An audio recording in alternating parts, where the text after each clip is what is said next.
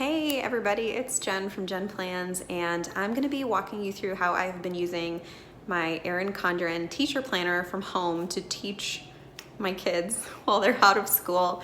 But I had a couple things I wanted to share first and didn't need the planner out in front while I was talking. So I thought I would show my face. This is my face. I wanted to first share my perspective. So I have 3 kids. They are kindergarten, 2nd, and 3rd grade. So they're all in elementary school. They all are working on things, and they're not quite to the age where they can all work completely independently right now. So that's kind of the mix that we're in. And I just wanted to say a couple things. One, this is not normal school. Like, this is not homeschooling. This is not normal school learning. This is like crisis mode. We're implementing things at home that the teachers have put together very last minute with no notice. None of us saw this coming. And so teachers are doing the best they can.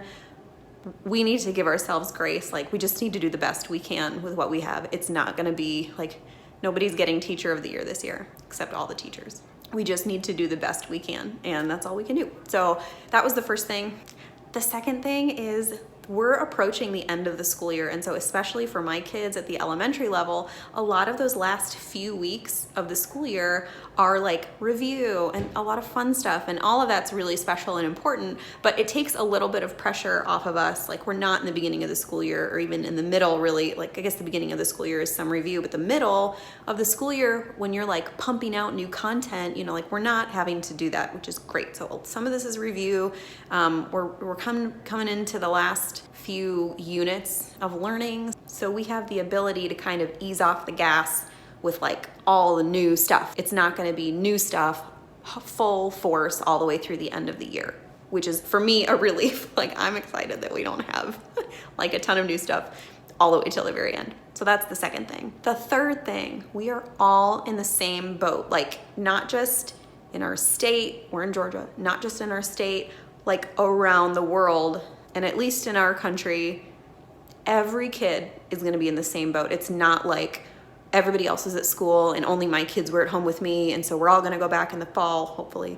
And, only my kids are going to be behind. Because it's easy to feel like that when you're like, oh, I don't want my kids to get behind. It's a nice reminder to think like, okay, everybody is going to be in the same boat. And I promise you, teachers and administrators are taking that into consideration, and the beginning of next year is probably going to look a little different than it normally would have. And so I'm really lucky. I've been in close contact with the principal of our elementary school. It's a huge perk of being an involved parent.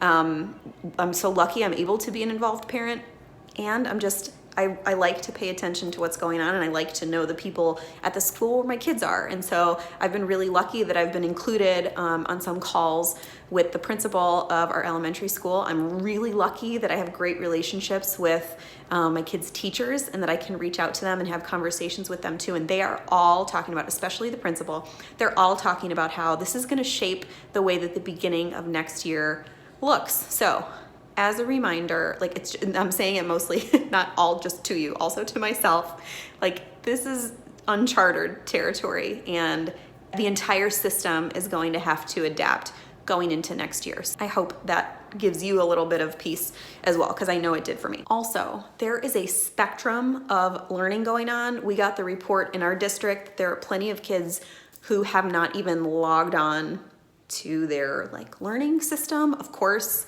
that is for a huge variety of reasons. Could be internet access at home, could be both of your parents are essential workers, could be you're in a 1-parent home and you have that parent is an essential worker. You never know what a family's situation is. Not every kid is doing all of this stuff. So you have the ones that aren't doing anything, so that's one end of the spectrum. Then you have a group of families who are logging in and trying to do some of it. Then you have a group of people that are just doing the minimum.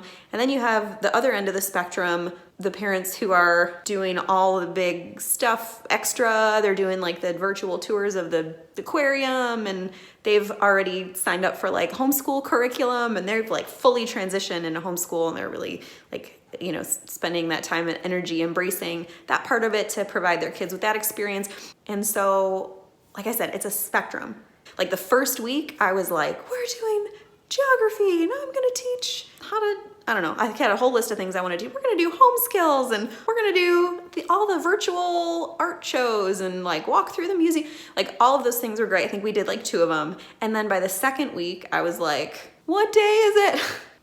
Are my kids gonna make it through the year? Am I gonna make it through the year? So anyway, I think that it can vary. Your spot on that spectrum can vary and will vary. I have decided for my kids, my family, as long as we're checking the boxes of the things that the teachers send home, that's what I care about.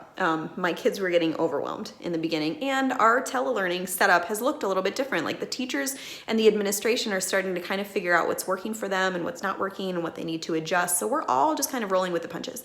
No matter where you are on that spectrum, it's okay. Just do your best. Be a parent. You know, if worst comes to worst, read to your kids. Just sit and read with your kids. Go for a walk and see like how many blue, you know, I mean, I'm talking, of course, elementary. I'm in elementary, so that might not work for like your high schoolers.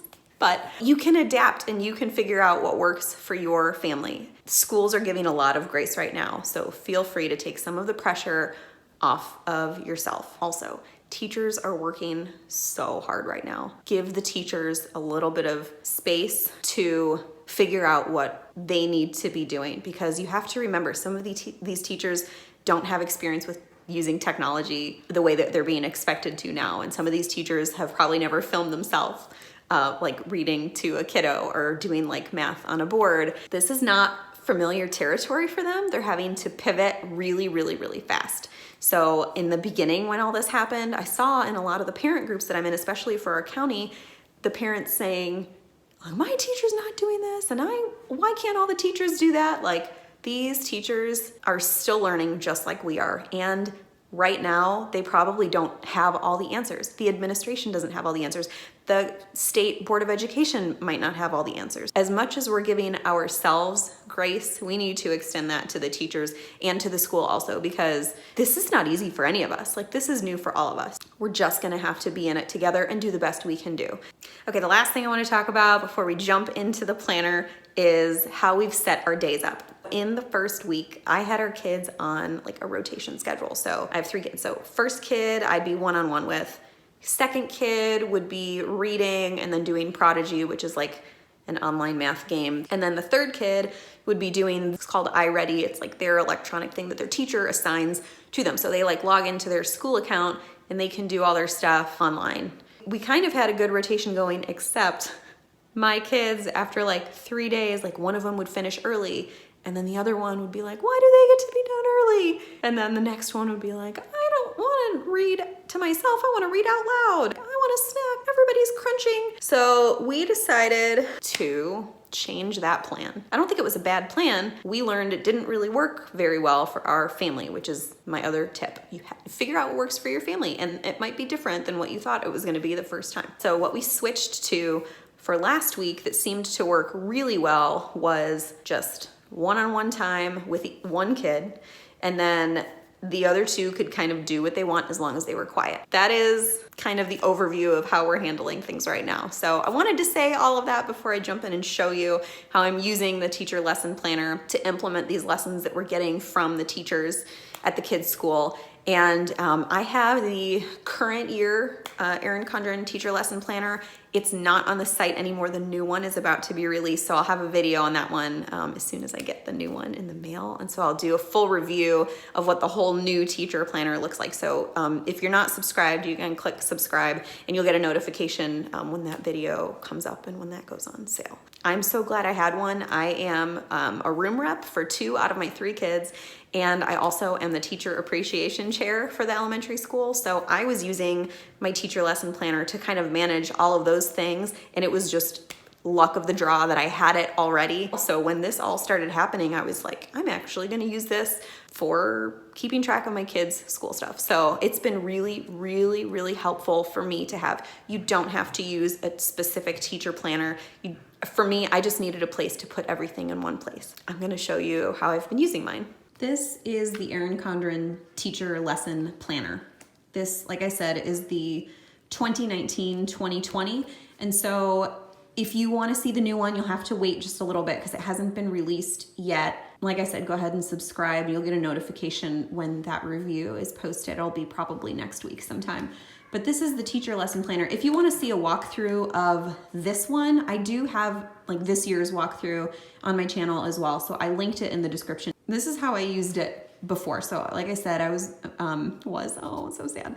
I was the room rep for my boys, for my kindergartner and second grader. And so like, for example, this was December. I kept notes about like the class party, what the schedule is for class parties, the materials I needed, who the volunteers were. So even if you're not a teacher, even if you're not teaching your kids at home, I had one of these already because I really liked having everything in one place. Like I didn't want to put this in my life planner and I didn't want to just have it in a notebook. And I really liked having everything in one place as a room rep and for teacher appreciation stuff. So everything for PTO for my kids' school, I kept in here already. So I was already kind of comfortable using it. And then of course, when all of this happened, we switched. This was the first week using this teacher lesson planner at home.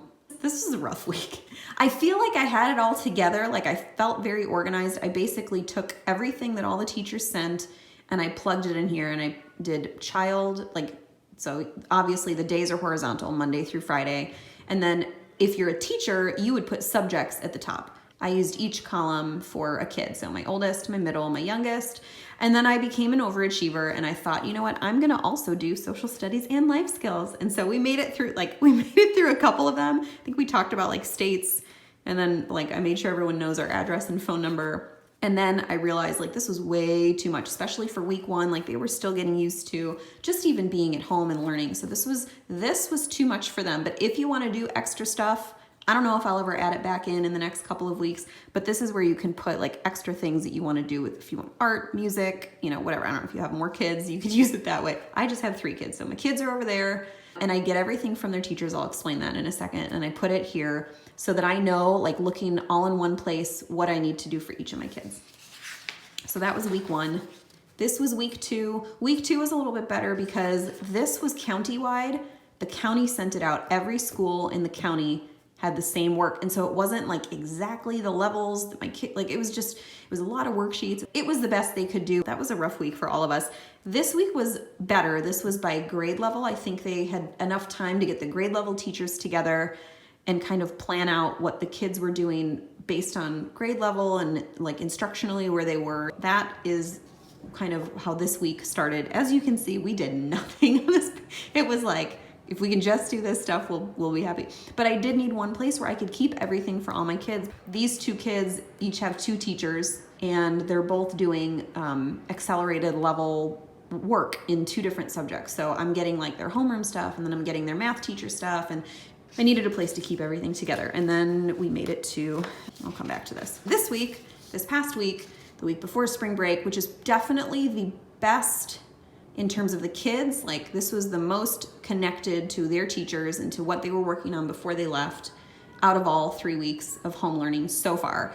My daughter's ELA teacher, English Language Arts teacher, was doing Teams meetings every day and she was reading to them and teaching them how to do a story, not teaching them, and they already know how to do Story Mountain, but they do Story Mountain and comprehension and stop and jots and everything. So that was part of this week for my daughter. My son, his teachers both put up videos. One put videos on YouTube.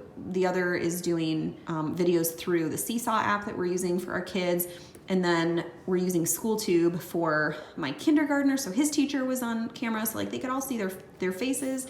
It was just a great week. But again, there were a lot of things to keep track of. So I'll show you, this is how we get the information. This is what the teachers are sending out every week. So it'll have all of their reading work by day.